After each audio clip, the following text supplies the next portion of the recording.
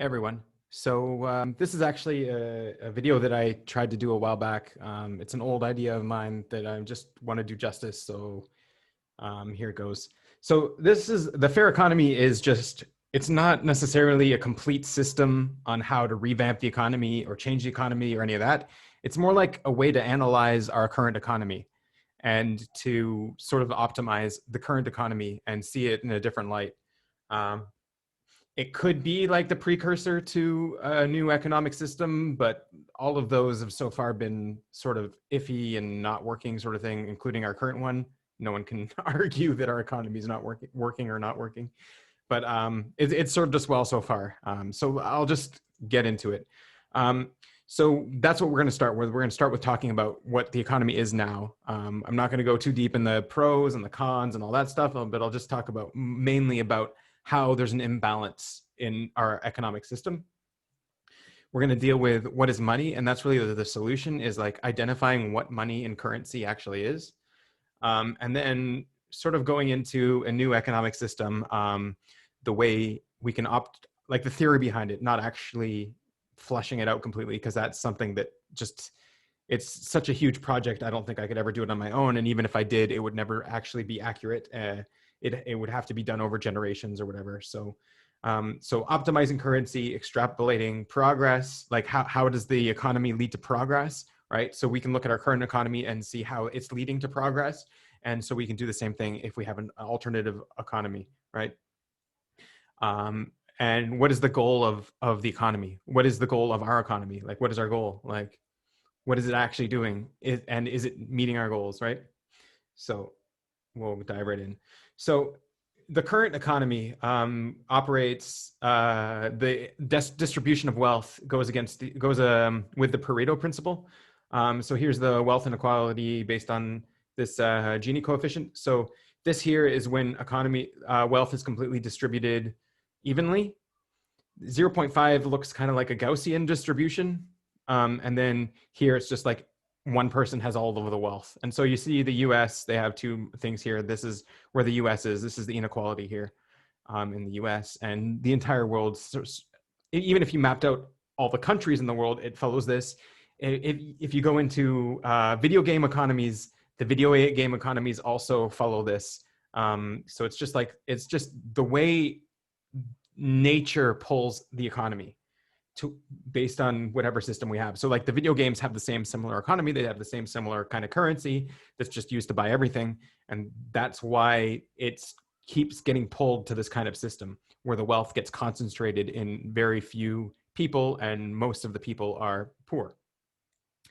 Now, okay, so we'll go a little bit more deep into the Pareto principle. Here I have like the black body radiation curve, which is very similar. It's a similar type of curve. You'll see that.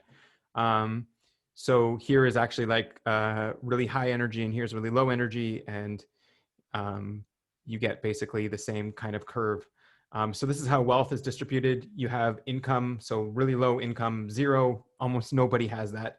But then once you get into like this area, almost everybody is here, right? Almost everybody's right here. And then as you get higher and higher and higher, very, very, very few people have this much wealth. But if you look at the numbers, 80% of the wealth is concentrated in like the top 20% of people, for example. So 80% of all wealth in the world is in 20% of the people. It's like beyond here. That's where most of the world's wealth is.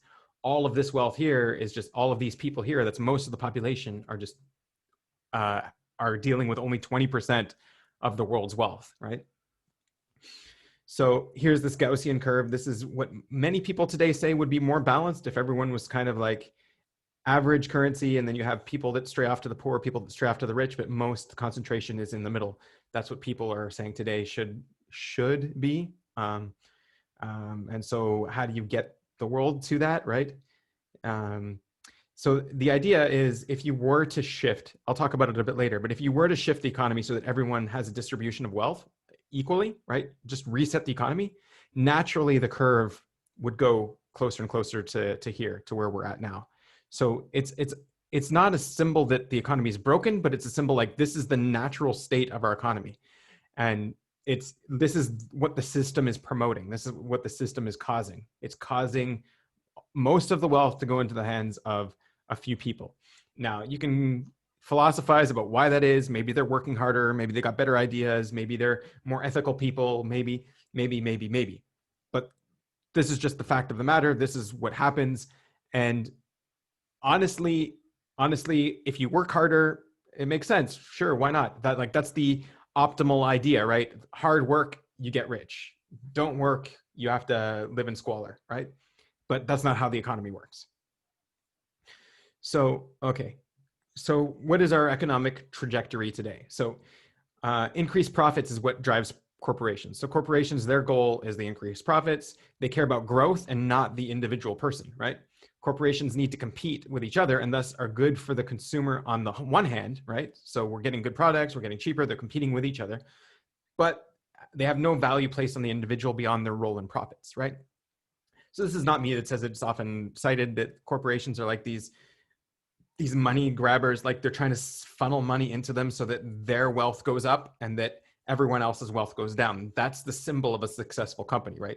So it's not only from people, from other companies or whatever. So you get like big conglomerate companies that are just siphoning wealth from the public into them. And how does that give them power? If they have wealth and other people don't, then they have there's a big imbalance. And whenever there's an imbalance in nature, that's where energy can flow. That's where power is. And so because that imbalance is what creates their potential power, because everyone else wants the money and they have it. And that's how they can just, it's evident. So here you could think of an AI that can come in and be the CEO of a company with the goal of economic growth, right? What would the AI do? It has this goal. It's not personal. It's not looking at people. It's just looking at growth. And so if you had a system like that, what would the AI do? Would it be good for the people or would it be bad for the people, right? So money will tend to end up in the hands of corporations and not the hands of people. It'll be siphoned out. And so there's lots of people out there today that fear our enslavement to corporations, that will become sort of slaves because we don't have money, we need the money, and the corporations will use us in order to generate more money. Okay, so supply and demand. So the value of money today is just the demand for money itself, right? And so the inequality is what creates that demand. So poverty therefore gives money its value. If there was no poverty, if everyone was rich, money would have no value. Our economic system requires poverty and suffering to function, right? If you don't suffer, then why would you work? Why would anyone work if you're not suffering? If you're happy and you're getting paid and all of your basic human needs are, okay, you want a little bit of luxury, so maybe you'll work for luxury. But if you don't care about luxury, if all of your needs are being met, then why work? What's the point, right? And so the fact that you suffer, the fact that your needs aren't met, the fact that you're not able to eat and you have so many worries and you need the money, forces you to work, right? And that's what forces society to be productive. And so then you can say, okay, excess and abundance are a reward. That's the reward, excess and abundance. Well, who says that we should or have all this abundance and excess, right? And not worry about what you can give, but about what you can get, right? So that's really what our economy is pointing towards. I mean, obviously not everyone's like that. Everyone has their own philosophy or whatever, but it's really not about giving the economy. It's not about, giving it's not about filling voids. It's not about doing that. It's about getting stuff back. It's about making the money, That's what the system at least is pushing towards, right? And all systems want us to be a part of it for it to survive. Everyone who's at the top and able to control the economy are the ones who are benefiting from it the most. So they won't have any incentive to change anything in it as well. So just some problems. So if every person in the entire world were gifted $1 trillion, right? There's not that many trillionaires in the world. We all got $1 trillion, then the balance of wealth might be restored, okay? But we would see where true wealth lies, okay? Where's the true wealth? Because all of that money would no longer have any value. What actually does have the value? So the assets and the physical worth would not be shifted. So everyone who owns a house will still own a house. You can't go and buy a house now for $1 trillion. It'll cost a lot more. No, everyone who has actual physical resources, you'll see that's where the actual value is, right? And so all of the wages might go up, all of the goods, right? So like an apple, what I have here, an apple might even cost $100 million, right? Because of the inflation. everything would go through hyperinflation and the cost of everything would dramatically increase. So it's the demand for money that creates its value, right? So like I hear sometimes people who are I don't know, it's not correct connected to reality. They say, oh, if everyone just had $1 million, the world would be a better place. Well, no, it would. If everyone had $1 trillion, it'd cost $100 million for an apple, right? So that's not the solution. Okay, so today's economy as well. You control the supply, you control value. So this is something that Karl Marx, or Marxism at least, raised. So this you see in honey, maple syrup, and oil prices. You see that they're storing away barrels and barrels of honey or maple, like it's cartels, maple syrup and oil. You're storing away these barrels so that the barrels that you do release to the public are worth more, right? So you're driving up the prices in that way by keeping a lot off the market, thereby reducing the supply. So limit the supply and you increase the prices. Limit the amount of currency in circulation is similar. So if all of the rich people in the world were suddenly flooding the market with currency, with money, then money would have less value. Everyone would be getting it really freely. The economy would boom or whatever, but they would no longer have the power. They would no longer have, the money would no longer have as much value. So by the fact that, say the richest person in the world had $1 quadrillion, all right, more than anyone else in the world, and he was only letting a little bit trickle out at a time, that money in the bank that he's not letting trickle out is giving the money he is letting trickle out the value. Okay. So that's what increases the value and the demand of currency, right? I don't know why I brought this back here, but basically this shows how, okay, you're limiting the supply of money, and because all of these people with this wealth, they aren't redistributing the wealth. They're keeping it all to themselves, which gives the money the high value, right? Okay, so balancing a system. So we're getting into here engineering a little bit. So here I got a quote by W. Edwards Deming: put a good person in a bad system and the bad system wins, no contest, right? So engineering is all about balancing these systems, creating a new balance point. So here we have a very simple system. It's an inverted pendulum. But so the natural state of this is that the pendulum falls downwards, right? And it just sort of hangs down. But because there's a control system, the natural state of the pendulum is now upwards, right? Because as soon as the pendulum moves, then this will move in turn, right? In order to catch the pendulum. So now it has a new natural state. We've changed the balancing point of the system, right? And this is what like engineering principles can bring to the table. So you'll notice here, there's an end to the system. And so if the pendulum gets pushed really hard that way, it'll hit the end and it won't be able to balance anymore. And so there's limits on systems, okay? So yeah, they exist to change the balancing point, right? So this is me in university. I did a similar one, but only mine is on a circle, right? So there is no end. If it turns really, really fast, then the pendulum will naturally fall and it would have a natural balance point. So there's no end, basically. That's like my design for the inverted pendulum. So equilibrium can be shifted based on a control system. Control systems fight the natural balance to create a new balance, right? And so that's the idea. They're putting energy into the system. They're controlling the system in order for this new balance to stay, right? And that's what we're going to have to do if we're going to start trying to change, right? We want to change this curve. So we said, this is where if we put everyone's wealth like this, it'll naturally go back to here. Well, we're going to have a system to make it not do that, right? If that's what we want. Like, I'm not saying what we want. I'm just saying this is how we can do it. Okay. All right.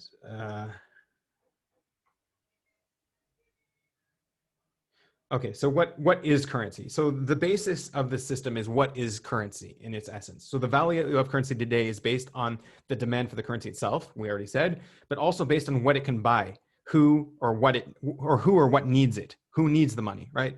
And so this is also the value of money, what it represents, what can you actually buy with it, and and how can you earn it, right?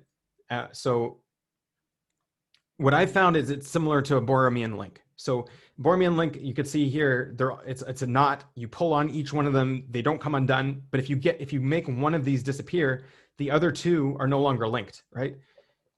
And so all of the things that money represents are all intertangled and intertwined.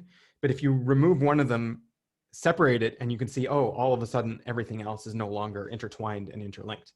So that's kind of the idea, that it's a mess, but we can still separate the mess and see what money actually represents. So here's what just give you the context and the conclusion right away. Money represents these four things, nothing more, nothing less. This is the only four things. Now, obviously this is a bit of a cop out, but I actually added this at the end because today money just represents, you could say you could throw everything into value, right? But because like land has value, work has value. But if you separate out land from the value and work from the value and resources from the value, then all that's left is just a weird non-physical value that you can't actually track anymore. These things you can actually track with numbers and make the currency a little bit empirical, right? So, okay, so we'll start with work. Okay, so money buys work today. We work for money today. So slaves, they used to be a resource, right? You'd be able to buy slaves, and what are you buying with slaves? You're buying workers. You're buying a lifetime of work, right? And so in a way, if we're working for money, it's as if the person's buying our work. It's as if we're some kind of in some kind of enslaved system, right? And depending on depending on what we do and how abusive it is, we can consider it, today people say, we're slaves to the system and all that kind of stuff. But all products have work hours in them, right? So every product you have had a certain amount of work, right? I'm going to pick up this cell phone. So this cell phone has a certain amount of work that went in it. It had the engineers, it had the people actually assembling it. It had the sales teams, the marketing teams, everything goes into the cell phone, right? So there's a lot of work that went into the phone. So in this product, when I'm paying for it, I'm actually paying for the work that went into it, right? Partly.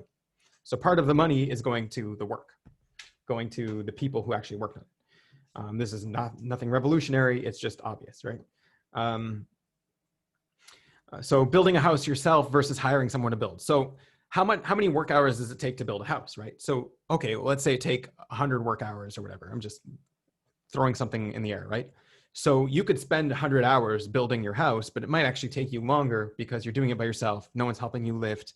You're going to have to learn all of the techniques and everything. So it's a lot more efficient and effective to pay someone, to give work to someone, money to someone for their work to build your house, right? Nobody really builds their own house today unless they want to, unless they're, a special kind of individual.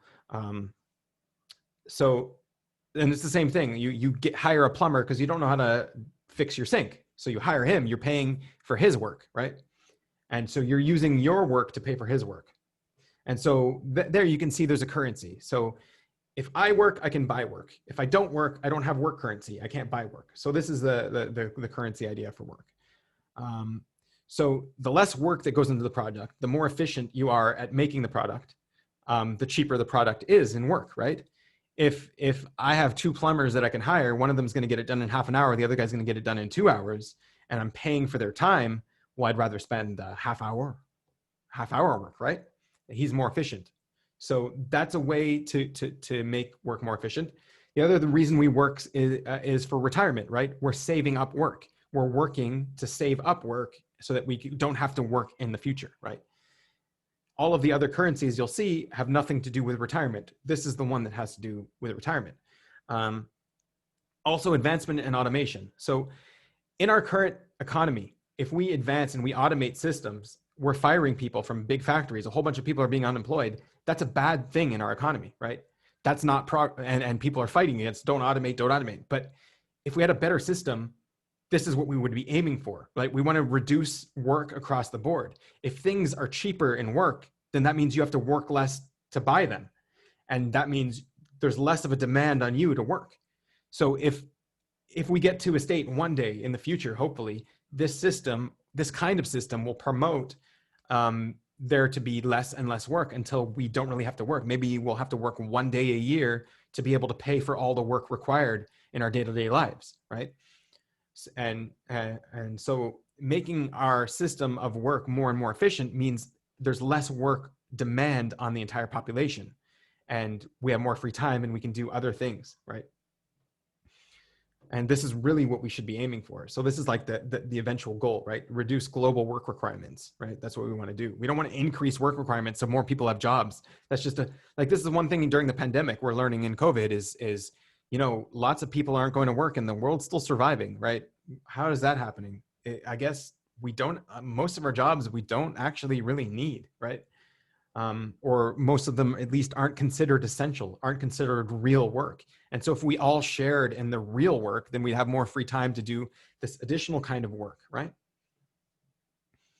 Okay, so that's on work, required work. So not all, I said that not all work is required to sustain and advance us. Some of today's work would be done, right? It would still be done regardless during people's free time, right? So I can say things like creative endeavors like music or movies or art or things like this. People do those things to express themselves, not because it's work. So like, let's say during the day, you only have everybody sharing everyone's work and we only have like 3 hours a day to work. And then in the rest of our free time, we do whatever we want, right? And so, you know, if a bunch of people want to get together and just make a movie, then go for it. And make a good movie, entertain people, and you'll create a lot of value in the world, right? Okay, so the next thing is land, right? So obviously today, money can buy land. You can sell land for money. So land is somewhere there. You can rent out land, right? So land has to do with money. So all people require land to exist because all people take up space, right? It's just a basic human right. We need land. But today, some people own several plots of land while others have no land at all. And livestock, for example, has more right to land than people, right? There's laws on livestock. You have to have a certain amount of land for each livestock. I mean, it's kind of cruel and small, but still they have more right to land than we do, right? You have stories of people sleeping on public benches and getting kicked out because it reduces the property value of the area, right? Which is like, it's on the one hand, I understand it. On the other hand, it's a little bit ridiculous, right? So, and all products require a certain amount of land. So we'll bring back in a certain amount of, for a certain amount of time, right? So this cell phone, for example, it needed an engineer to work on it. It needed a manager to have an office. It needed someone to sit and put it together. All of the components each needed a piece of factory space. So all of this land added up for a certain amount of time. Let's say I need a square meter for 1 hour, right? So to deal with this phone. So that's how much land it will cost, which means I need to sacrifice and rent out my land in order to get this land currency back, right? It's a bit complicated. This is actually a little bit more complicated, but it works out physically. So let's say an easier example would be like an apple, right? So an apple to grow, let's say, takes 1 month, right? And let's say you need, for that 1 month, you need, I don't know, a square centimeter or whatever of land for that 1 month. So you multiply those two together and you get the value of land required for that apple, right? So when you buy the apple, yes, you have to pay work, but you also have to pay the land. And so then how would you earn land is by, okay, if everybody gets a fair equal portion of land and you're renting off half of your land to farmers, well, you're getting a whole bunch of land currency from that, right?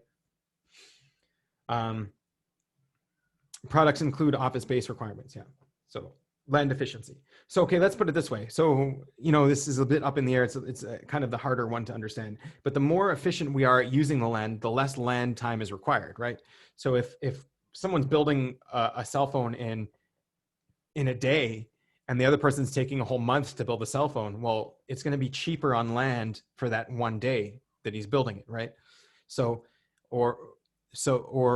let's say we have really efficient crops that take up a really low amount of land, or let's say, you know, we're all living in apartment buildings instead of houses. And that means, you know, a whole bunch of people got together, we're going to live in an apartment building and I can rent out my entire plot of land. So I'm really efficient on my land use. And that means I can make a lot more money, more land currency on what I'm renting out, right? So in order to earn land time currency, people will have to rent out their land. If land is only attained by inheritance, it would create a natural form of population control. So this is not a requirement, but it's an option, right? So everybody has a mother and father, right? Everybody. And so if you create this idea that, okay, you are now accountable. If you're going to have kids, you need to give them land. They need to live, they need to exist. It's your responsibility for having kids, right? And if you have 100 kids and and you have one plot of land, well, you're going to have to divide that land up, and they're going to be really land poor, right? And so there's like a natural population control going on. You'd better not have too many kids, otherwise they're going to be land poor, right? So it's just an option. As society advances, we will become more and more efficient on land requirements, and prices will be cheaper, right? So for example, if you want to go to a store today and you're going to buy meat, right? Or you're going to buy vegetables, you'll see that the land requirements on meat is a lot higher because it took all of the vegetables they're eating also took land, right? And so you're going to have a huge investment on land in the animals, in the meat, whereas it's going to be really cheap on land in order to eat vegetables. So people who are vegetarian are naturally going to have more land. They're going to have to rent out less of their land if they want to have a vegetarian lifestyle. People that eat meat are going to have to rent out so much of their land to sustain their meat eating lifestyle, right? And in this way, you'll see that it actually balances out the economy, and everyone will have food, right? It's crazy. We have enough land on the world today to feed everyone, yet we still have starving people. And so this is kind of a way to solve that problem all in one go. Okay, so next is resources, non-renewable resources. So for example, water, minerals, non-renewable fuel, and other elements, right? So all products and services require resources to produce, right? So here I've got my phone back, right? So like the glass on the phone, it doesn't really cost much because it's made from silicon, for example, and silicon is just very abundant. So the resource price of silicon is pretty low per kilogram. And then there's plastic, and then there's all of this stuff in the phone. So I'm gonna have to spend resources. Where am I gonna get resources from, right? So resources, naturally, we're operating at a deficit, right? So in order to get resource currency today, you have to invest in land because you have to get it from some kind of land, and you have to invest in work because someone has to dig up the resources. So today, that's how you're going to pay for resources. But tomorrow we might run out of those resources, right? And so that's why it makes sense to have a separate resource currency to track that. How many resources are going to waste every day? Because really what we're doing is we're using up a lot of resources for the future of mankind today. And we're doing it irresponsibly and very wastefully in very huge abundance. And we're not responsible to that, right? So all products and many surfaces require resources to produce. So for example, if you want to have a free piece of fruit, you need to use water. Now, water is relatively cheap per kilogram, but it's still considered, at least today, a non-renewable resource. Whereas, okay, yeah, you could invest energy, but energy today is also non-renewable, especially if you're using that kind of fuel. So is it really worth recycling water, or is it better to reduce our water consumption as a people, right? So it's actually similar to today's currency, where each resource has a price per weight. Resources can be traded for other resources. They can fluctuate in value depending on how much supply and demand, how we dig it up or whatever. Resources can be recuperated by spending work and land to recycle them, right? So, at the end of the year, I'm low on resources. I'm going to put all of my stuff, my garbage, to be recycled. I'll get resources back, but I'm going to have to invest land, and I'm going to have to invest work to get the resources back, but it's worth it, right? And then regardless, the world will always be in a resource deficit. We'll always be consuming more resources than we can produce. I mean, more resources than we'll always be consuming resources, right? We'll never be able to always just buy resources with resources. We're always going to need to invest some work, but the margin's going to go down.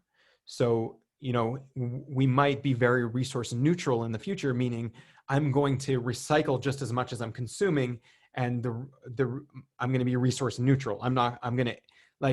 Today we might be spending 100 kilograms of resources a year, whereas tomorrow we might be spending 50 kilograms of resources a year because we're recycling half of them, right? And so this lets us track that. It lets us optimize that. And so regardless, the world will always be in a resource deficit, but if this currency is being tracked, we will be aware of it. And today, work and land time are being spent to excavate and gather resources, right? Okay, so that's how that plays out into the future. So actually, each one of these, what we said, like the future of money, what is the future of money? What is it producing? What is it causing our society to be? And then you see that these are actually very favorable. If you divide the currencies, all you do is divide the currencies, you're actually creating a very favorable outcome on the world. You're actually advancing the world. You're getting rid of work. You're optimizing land. You're reducing resource spending just by separating currency. Like we're not talking about communism or capitalism. You could still have a completely capitalist market by separating out the resources. You are now being responsible with your resources automatically. There's no way to avoid it. We're automatically progressing to a better world, right? We're reducing poverty. We're reducing resource spending. We're reducing land waste. Okay. Now the last one is value. It's everything that can't fit into those things. So value, it's an element that doesn't actually exist. Everything else does. It doesn't exist physically, and you can't track it empirically. Value fluctuates with time, right? Two products can have the same cost in all currencies and be equal in every way. However, one will have more value than the other. So like, let's just say very easily, I'm not promoting anything here, but let's say you have Coke and Pepsi, right? So sometimes Pepsi is more valuable, and in some countries, Coke is more valuable. And so there's like a value currency added on to a product, right? Now, naturally, this will make us more aware that we are biased. We are giving value to things that shouldn't have value, right? And we will eventually sort of give value to things that should have value based on this currency, right? Especially if we have to pay value to get, right? So how do you earn value? That's another thing. You have to produce something of value, right? So that could be something in a job, right? So if you're a doctor, you're producing something of more value than, let's say, someone else. More people are valuing you, right? I don't know. I'm just throwing it out there. I might be completely off base on that. But so you could make value based on your normal work. You could make value based on the additional work you're doing to the community outreach, community service, creating art, being creative, all this kind of stuff. You could be producing value in the world, right? And so that's how you would end up paying for something that's more valuable, right? And this is also some kind of supply and demand thing. So value will ensure that the product or service is prioritized naturally, and sales will reflect this. Okay, so if we didn't have a currency of value, let's say we got rid of the currency of value and we just had two products, one was more valuable than the other, everyone would go to buy that product, and the other product no one would buy because of the value, right? So they would be making money quicker than the other one, right? Whereas if you normalize things, you said, okay, yeah, you can go and buy this product, but it has more value. So we're giving a fair shot to the one that has less value, right? So there's that. So this is I never included this in the original plan. I added this now just as like an idea. It doesn't have to exist. It's just something that if we think it adds to the system, then we should use it. If not, I'm all for throwing it away. So here, what things have value, right? So collector's items have value, like old comic books, old stamps, like these have value. They don't, like, the paper's not worth more. The ingredients, the land, all that's not actually worth more. Okay, so if you stored the thing for years and years, okay, it might have a little bit more of a land value, but it has a lot of value. That's value. So museum pieces have a lot of value. Functionality, you have two cars that are exactly the same work, the same everything, but one of them works better. Well, that has more value because it works better, right? Branding, if they've invested in branding, popularity, public perception, creativity, and works of art all produce value in the world, right? So does this currency have a goal or a destination in the infinite future? This is a question to everybody out there. I don't know what this will actually end up. The other three, I'm very certain of it will push us to progress. This one, I don't know. So yeah, I'm just leaving it in the air there. Okay, so conclusions. Only by separating our currency will we have a complete physical understanding of how it works and be able to engineer a system to optimize it. Our current economic structure is not focused on eliminating work, making land efficient, and preserving natural resources. Our current economic structure requires poverty to operate.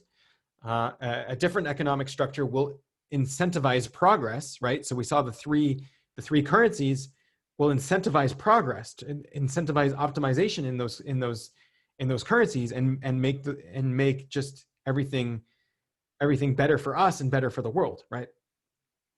A lot of fine tuning is obviously required. This is just very general, broad concepts to make such a system functionally possible, but we will have a better ability to balance injustice with this new system. So it'll require a lot of creativity, a lot of minds, a lot of people to figure this out, but it's just like the idea I wanted to put forward. Anyways, I hope you know, this is, for me, it was a thought experiment. It was something that I, you know, conceptually I think works. I've had a lot of resistance against it. A lot of people call me a communist, or a lot of people think it's ridiculous or stupid or whatever. And I realize, you know, it's probably not going to get implemented. But for me, I've seen maybe one other economic system that has merit. But other than that, I haven't seen anything else. So that's why I wanted to try to dream it up. I'm not an economist, but maybe that's a good thing, because economists are focused on studying our own economy and how to exploit it and take advantage of it.